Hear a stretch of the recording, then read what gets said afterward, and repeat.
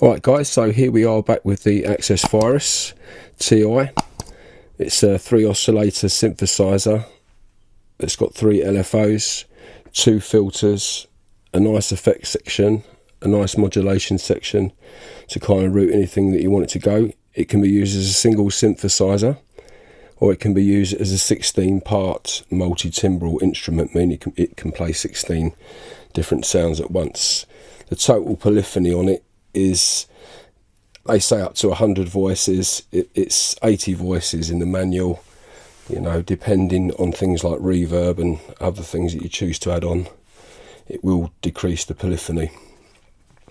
But anyway, let's get straight into it. So starting probably from the left hand side, this is a good place to start, is the Arpeggiator. So to start with an initialized patch, if we hold down the shift button here, which is here, and tweak the first and second knob all the way to the left, that will initialize our pattern. There's probably an easy way to do that, but that's just how I do it. And now we've got a basic init patch. Excuse me. So starting with the Arpeggiator, literally to turn it on, turn ARP on. You've got a basic ARP. To edit the Arpeggiator, click on Edit, and you've got your different modes in the screen. If I can maybe zoom in on that a bit.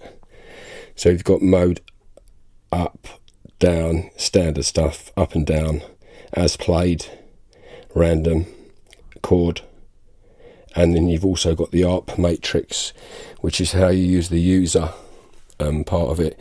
But when you use the hardware, you cannot do a user arpeggiator or a sequence. You can only do that in the VC software. So that's the only downside of using the hardware. I actually bought it for the user arpeggiator, but I don't use the software anymore. So anyway, so that's the arpeggiator, and to come out of that, just hit the exit button. Yeah, and we're back in. Okay, so moving on, we got the matrix area here, which has 6 modulation slots. You can basically route anything on the synthesizer to anything else, like a modular synthesizer with patch cables, but you're doing it via these slots here. So to choose the slot, obviously push the button, and as you can see at the moment, if I can zoom in, which you can't do, sorry about that, but basically there's only one slot alight, and that means that there's only one modulation being routed at the moment. It's as easy as literally choosing the slot you want, going to your first soft knob here, choosing what you want to be the controller, it could be the pitch wheel, pitch bend or whatever, and then you want it to go to chorus modulation rate, and you want it to do it by 49%.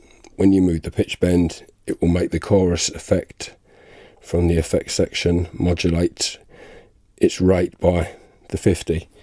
So that's kind of what you're doing. You can do that 6 times, and you can do it 6 times 3. So each connection you make, you get actually 3 connections per slot. So it's quite useful.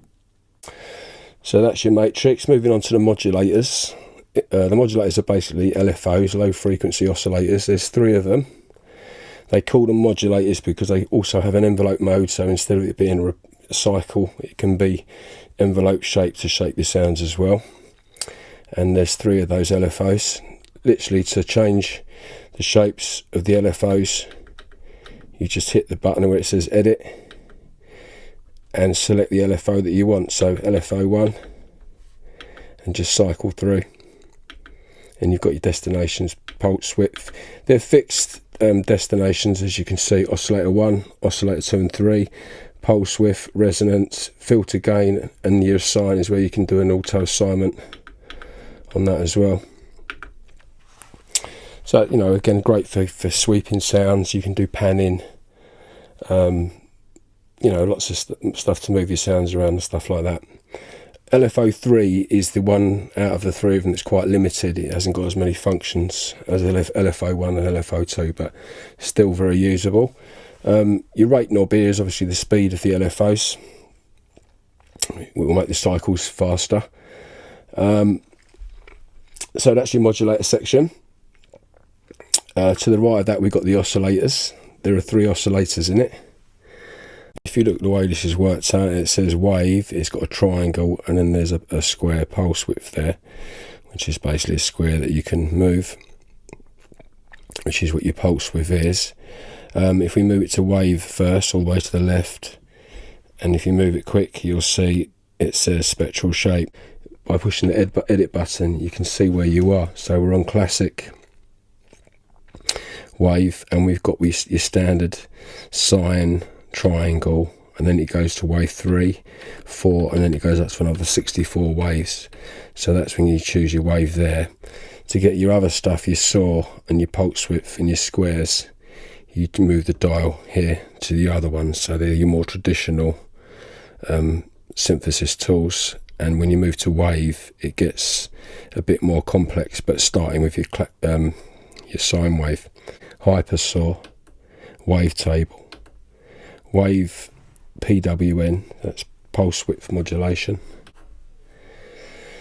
Grain, which is a granular type of synthesis.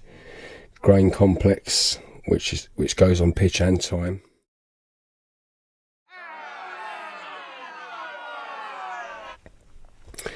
So if I use this select button here, because we're on an initialized patch, oscillator 1 is automatically panned to the left hand side on the mixer.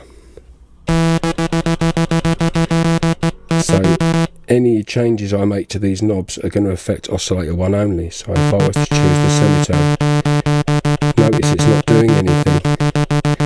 That's because the balance of the oscillator is on oscillator 2. If I turn the balance back, so sometimes you'll be moving knobs on and thinking, why isn't it working?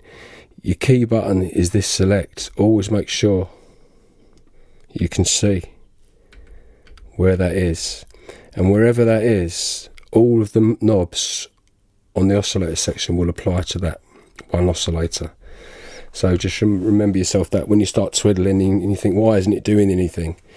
You know, it's just the way the synthesizer is made up. So yeah, so that's your wave selections. You've got 3 oscillators. You've got a mono button, which makes your patches monophonic, and you've got a sync where you can synchronize your oscillators together for classic syncing sounds. Again, I'll be covering more of that in my synthesis video. Moving over to the mixer section. Again, as I said earlier, you've got 2 oscillators in this mixer section here, and you basically balance between them with this knob. Underneath that, you've got a sub oscillator, which is going to run 1 octave below oscillator 1. So if you can hear the sub oscillator coming in, 1 octave below oscillator 1. If I have it in the middle, you've got 3 oscillators all playing at the same time.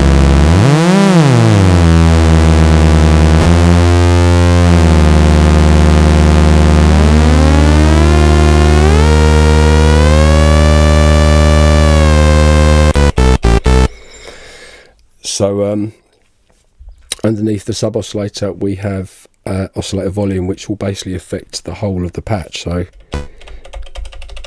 turning that down, you'll hear nothing, but if you turn up the noise, that will always override the oscillator because it doesn't come through on the same part as that. So the same with your ring modulation. If I was to turn that up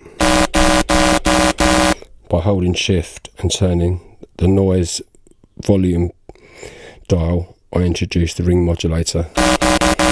So be aware of that. Sometimes you'll be playing a patch and think, well, I've turned down the volume but I can still hear something. You know, it's usually your ring mod which is playing out, coming out over the top, which you need to turn this down to completely get rid of it. Moving on to the filter section, there's 2 filters. This is the TI2, so it's got an analog filter, which the original TI didn't have. But apart from that, it's low pass, high pass, band pass and band stop. Again, I'll be covering a bit more of that on the synthesis side of things.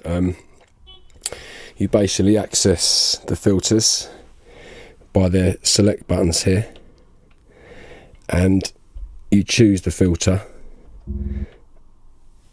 by pushing its filter button here. So if I wanted a low pass, I basically choose it with the filter button there, and the same for filter 2. If you want to affect both filters at the same time, you can, sorry I was trying to zoom in there, you basically make sure you highlight filter 1 and filter 2 by pressing both at the same time. Now the filter cutoff will affect both the filters at the same time. If you want it to affect just the one, then obviously they can be separated. Again, by going into the filter edit, there's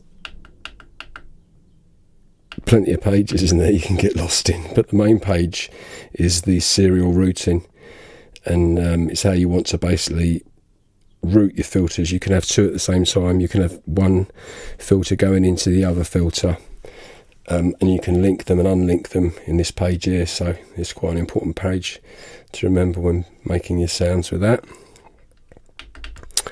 So that's your two filters. Underneath that you've got envelope, separate envelopes for the filter and for the amplitude, again, and they can all be sources within the 6 slots here, or even through the LFO assign. You can route those up and make some interesting effects with that. And we're basically in single mode at the moment, so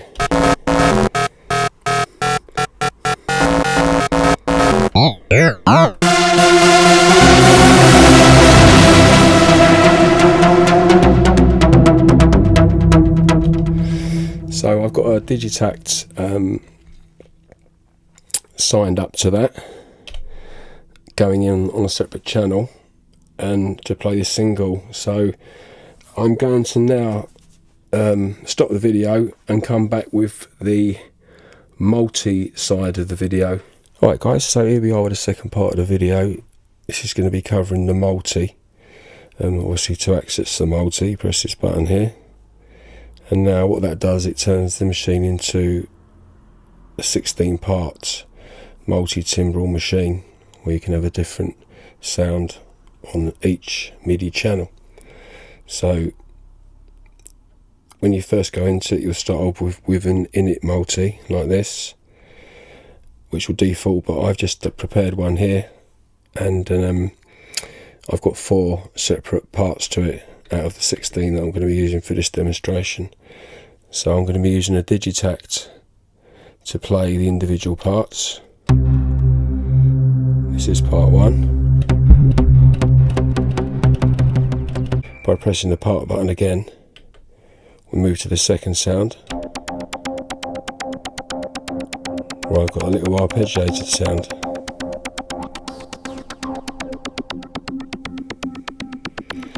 MIDI channel 3 is a bass type sound.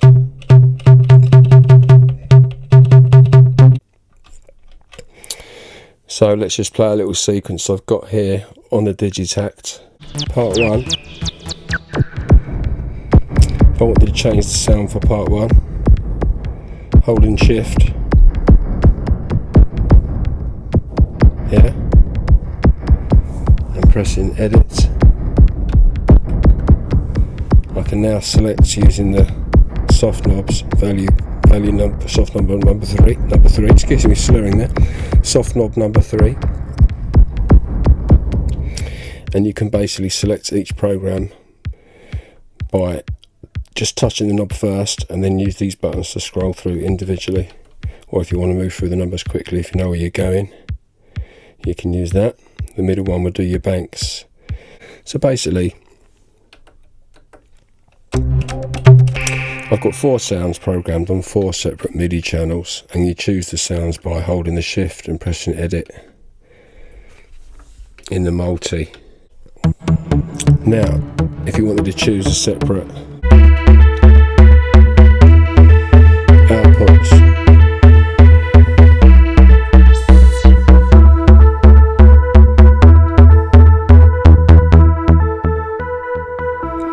if you wanted to choose a separate output, just simply choose the part you want with your part buttons, click on edit, use the parameter buttons to scroll through, and you'll see after the atomizer you'll have your outputs, and this is where you can choose each output for the sounds that you want, you know, which is quite versatile. So that's how you use the multi section of it. As I said, you can have up to 16 parts using the 16 channels, or you can completely layer them and make lush sounds by layering different sounds over.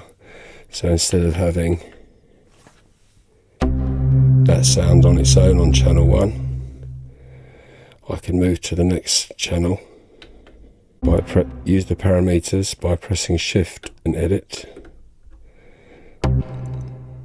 Back on the parameters button,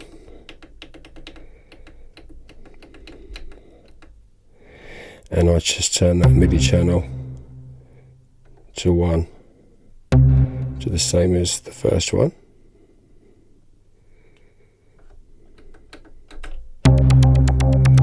Now I've got 2 sounds layered.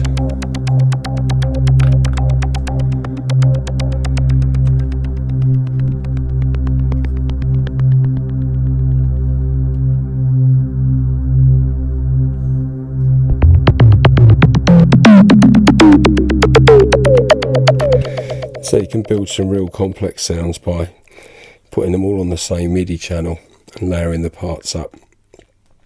So that's another way to use the either multi-patch programs or multi-timbral instrument performances. So yeah, that's that. As I said, I'm going to do another video on the synthesis side of things. I will go into the just some basic functions here. Obviously you've got your undo and redo. Redo is holding shift and pressing undo, and that takes you back and forth if you make a mistake whilst editing a sound.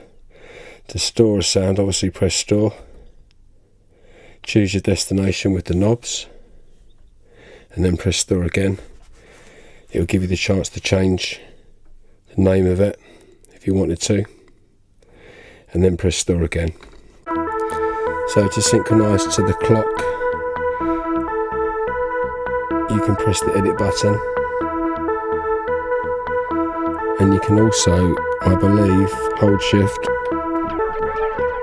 and change the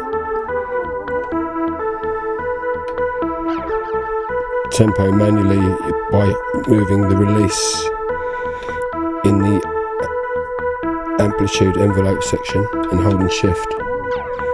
That can manually adjust.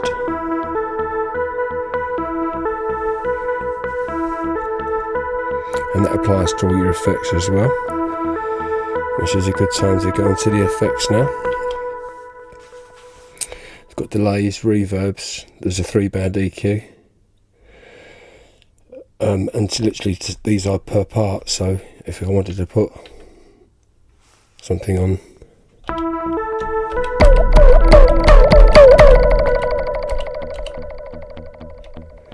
part 4,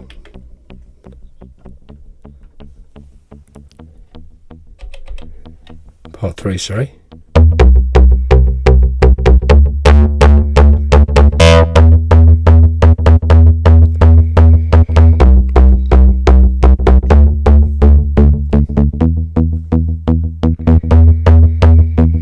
Notice how the volume knob, when turned up, doesn't increase the volume, but it squashes the sound. That's because you're using the saturation that's built into this mixer.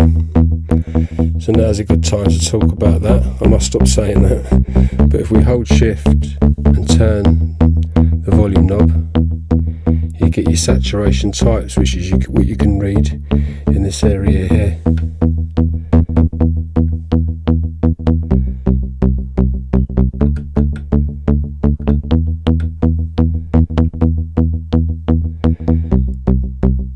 So I can choose a bit reducer.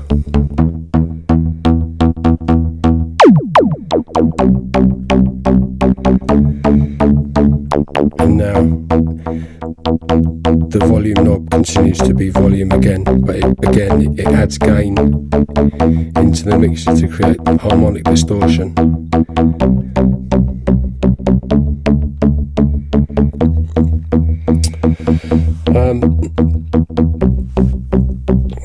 So yeah, that's your sections there. Your delays, your reverbs are all synchronized to that clock if you've got it set to auto. If we go into config and use the parameter buttons again, this is where you can set your global MIDI channel for your single, really. You know, this is my main channel when I'm using it with other equipment.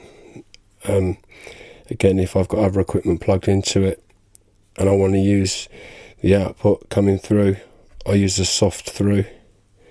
And what that basically means is it will allow the incoming signal what's coming in from the MIDI in jack on the back to be passed through to something else for synchronization. You can also record the notes of the arpeggiator when you're playing into a sequencer like Cubase or any other sequencer we don't want to mention. And you can basically have the MIDI being sent out there. You can turn that on or off, so that's quite cool when you've got some nice arps. At the moment, you can see we've got MIDI clock synced to external because I'm synchronizing from an MC707.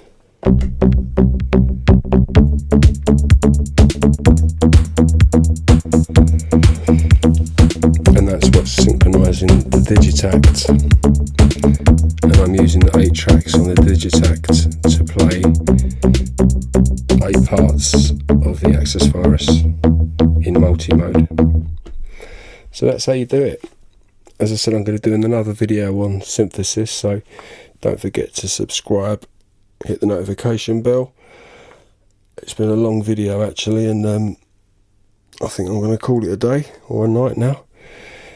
And yeah, you've been listening to Reg Edit, and this has been the Access Virus Hardware Bible. If there's anything I missed out, don't forget, leave some comments in the comments section. I'm happy to respond to you guys, and thanks again for taking the time to listen to what I've got to say. So that's it, take care and peace out.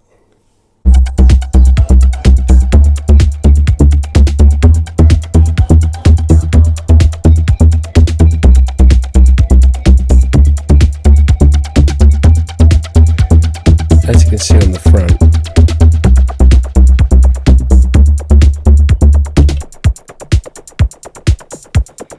you get 3 soft knobs that you can basically set to control pretty much anything that you want.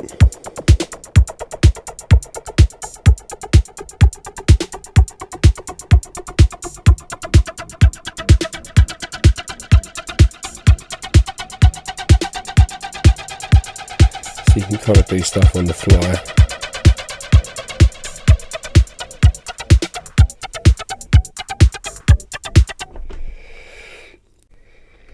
So if we hold down the config button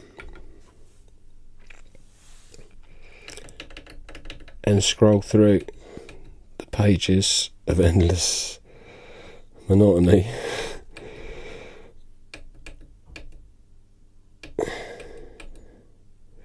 we eventually come to something called input through. And what this will allow you to do is plug something into the back of the Access Virus, and then you can run it through all of the filter and amplitude and effects and stuff like that. You can also use the Vocoder, which I'm going to do as part of another video, and you would use the Vocoder that way by setting this up. So this should be your sensitivity for your input. You can boost it if it's low up to 127, and then you can turn it how much you want coming through, so you can get a nice sort of control over the whole signal as it comes in. This is on this page here in the edit config, this is where you can just decide how you're going to affect, how quickly the knobs are going to be affected when you touch them. At the moment I've got them set to jump, and that means the minute I touch something and I play something, it jumps straight to it. But for performance and stuff like that, you might want to set it to something like relative, which means it's a bit more smoother. But when I'm making sounds, I like it on jump, and that way it just goes straight to where I want when I'm trying to create the sound. Display time is how long you want the display, obviously, to last while you're moving each knob. If you move, as you see, I'll just turn the cut off and it jumps back. What if I want that to be a bit longer? If I put it on 70 and then move it, you see it takes longer to slip back. So while you're learning it, if you've got a long display time, set over 70, it will give you enough time to realise what's going on. So there we are then. As I said, if I've missed anything, guys, leave it in the comments section. And yeah, don't forget to subscribe, hit the notification bell, and look out for the new video I've got coming up on synthesis. I'll be using the Access virus and some other synths in that to show you some techniques, how I come up with some of the sounds that I make. Maybe you can share some of your ideas as well, because we're all learning together in this wonderful world that we live. So peace out again, and I'll see you on the next video. Respect.